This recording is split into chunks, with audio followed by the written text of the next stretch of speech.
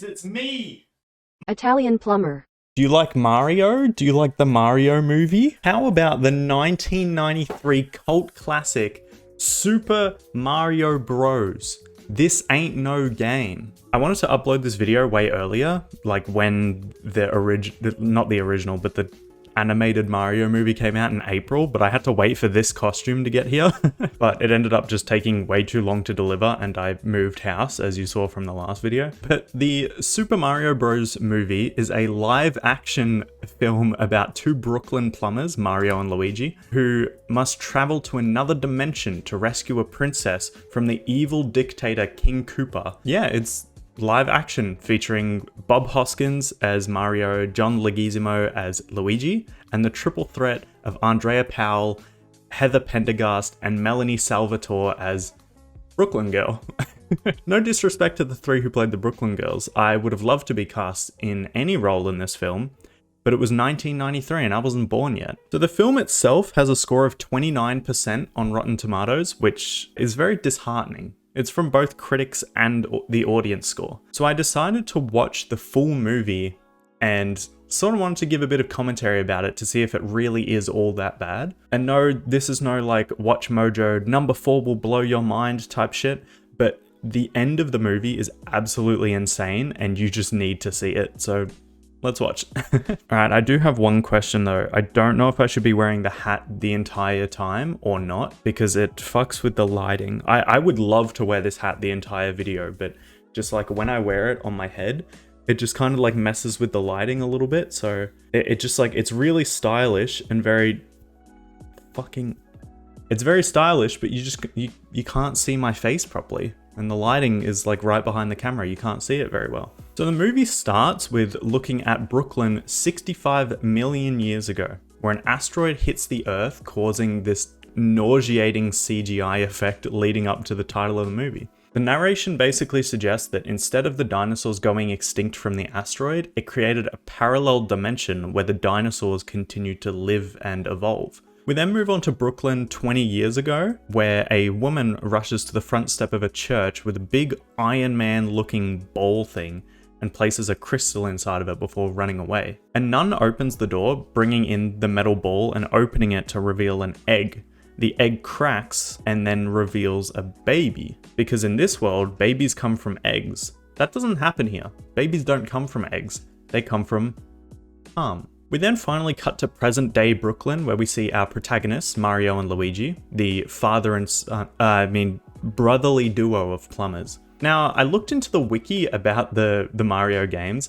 Apparently, Mario and Luigi are both around 25 years old. I don't know about you, but if I look like that in 2 years, I'm putting a fucking bob-omb in my mouth.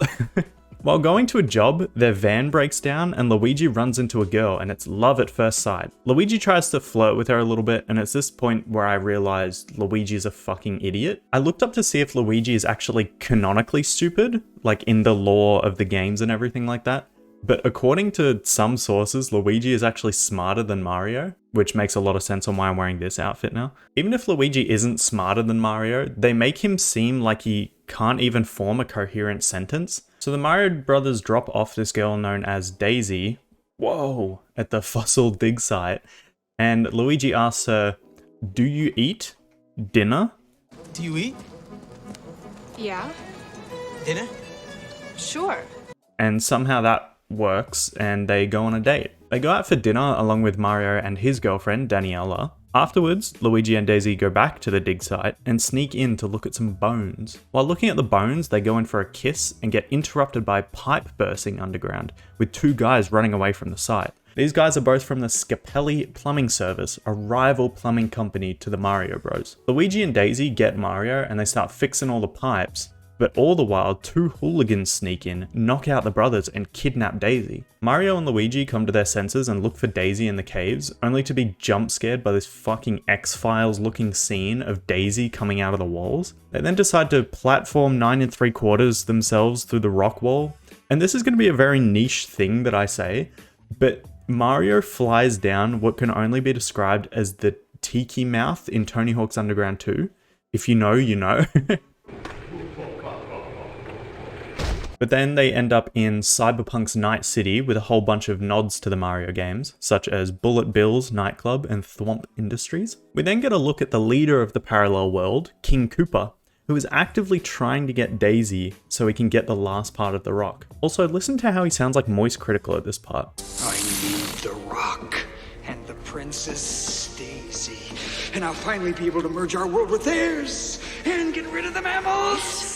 Alright, so while Moist Critic Koopa is talking about getting the last part of the rock to merge both their worlds together, we see the two hooligans who kidnapped Daisy, who we learn are the live action versions of Iggy and Spike from the games. King Koopa asks where the rock is, and both the henchmen realize that the Mario brothers must have taken it, so they issue a bounty to get both of them. They get robbed of the rock by an old woman, who then gets robbed by another woman and takes off with these insane rocket boots. So the Mario brothers meet Toad, who is essentially just the Andy Bernard of the city. He's just some happy dude who loves to play music. They all end up getting arrested because Toad is playing an anti-Koopa song, and the police realize that Mario and Luigi are the plumbers. Cutting back to Mario and Luigi, they're at the police station, and they make a fun little nod to their name here.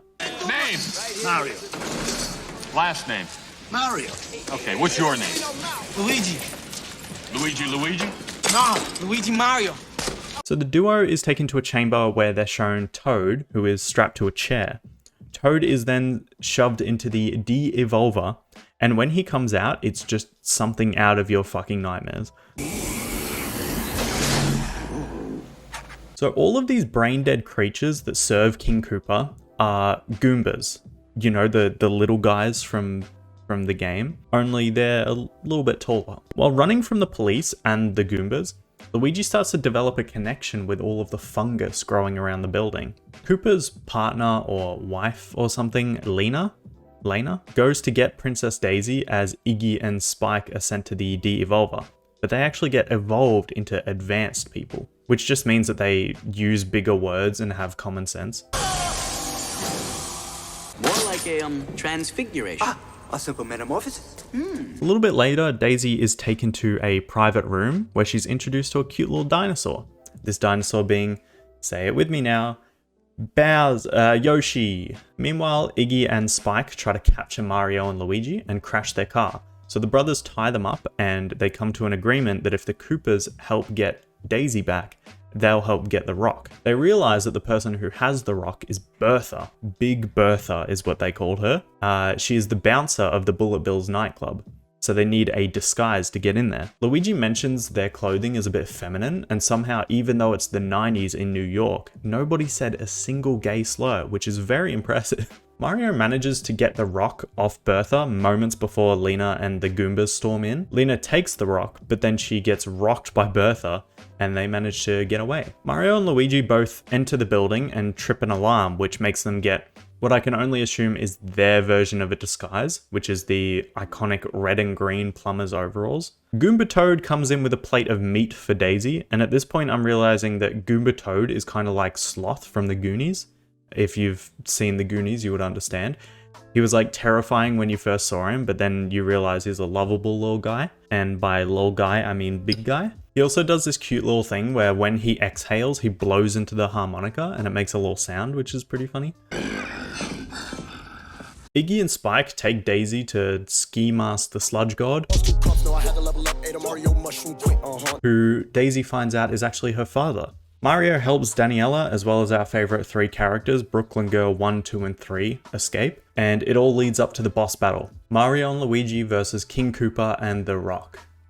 Not Dwayne Johnson, he's not in this movie.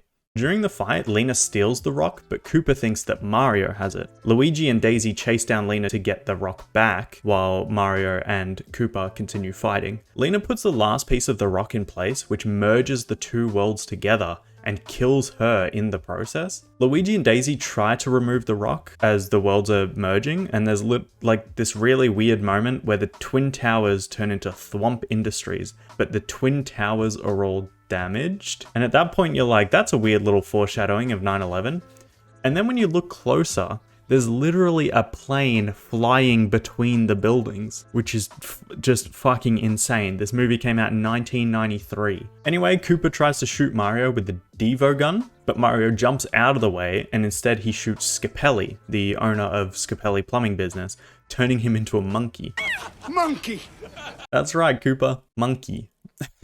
Luigi and Daisy pull out the rock, separating the worlds once again, and Brooklyn is saved. Koopa gets hit with the Devo gun and turned into a dinosaur, then a pile of sludge, and then the king, Daisy's dad, gets turned back into a human. Luigi has a sad conversation with Daisy because she wants to stay until things are all better again, but the others have to go home. We then see Mario, Luigi, and Daniela 3 weeks later getting ready to have a nice dinner when the door flies open and none other than Daisy is standing there holding a gun. She says, "We need your help," and Mario says, "I believe her." They both put on their belts and that's where the movie ends. So we might be seeing a sequel to this 1993 blockbuster. So I think the 1993 Mario Bros movie was pretty ironic and knew that it was making fun of itself. So when you think about it like that, it's not that bad of a movie. I'm no professional movie critic, but the storyline, the plot seems very generic and the writing and acting are pretty shitty, but what do I know? I'm sure if you put me in the shoes of Goomba Toad, I would not be able to blow the harmonica as well as he did. But overall, the movie did make me chuckle and smile and laugh for a few parts of it. So I think the writers knew that the movie was bad as well. And if they didn't, sorry, writers. Overall, I would give this movie about 4 out of 10 fire flowers. It didn't completely convince me that it was an ironic movie and the story was pretty predictable. I'd basically known what the end of the movie was the moment I saw that King Koopa wanted to get the last part of the rock, but maybe it's just because I played a Mario game before. This was like a very different style of video for me though. I don't usually do these movie analyses because I have like Goomba brain, so I don't really know how to analyze something. I just kind of make jokes and that's it. So let me know if you did enjoy this though. I'm also going to start doing extended cuts of my content on Patreon and extra content and stuff like that. So I looked into the behind the scenes footage as well as the problems that happened during the filming of this movie, which happened to be stuff like the actors getting drunk on set just to get through filming days, the script getting changed during production, and the actors who played Iggy and Spike literally improving all of their lines because they didn't know the script. All of their lines in the movie were improv. Anyway, stuff like that and much more on my Patreon, starting at just $5 a month if you're interested. Thank you so much for watching, be safe, and watch out for that bullet bill!